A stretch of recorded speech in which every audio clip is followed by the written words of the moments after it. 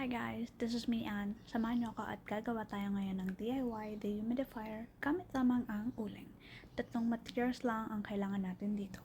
And ito nga pala yung itsura niya after a month sa kwarto ko. May konting amag na kung mapapansin niyo. So ayun, papalitan lang natin ito ng bagong uling or yung coconut charcoal briquettes na nabili ko sa Lazada. Mas effective daw kasi ito compared sa regular na uling.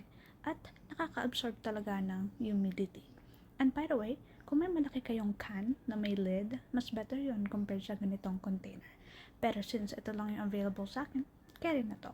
Yung takip naman, bubutasan lang natin siya. Pwede kayong gumamit ng kahit na anong matulis na bagay. Dadamihan lang natin yung butas para bongga.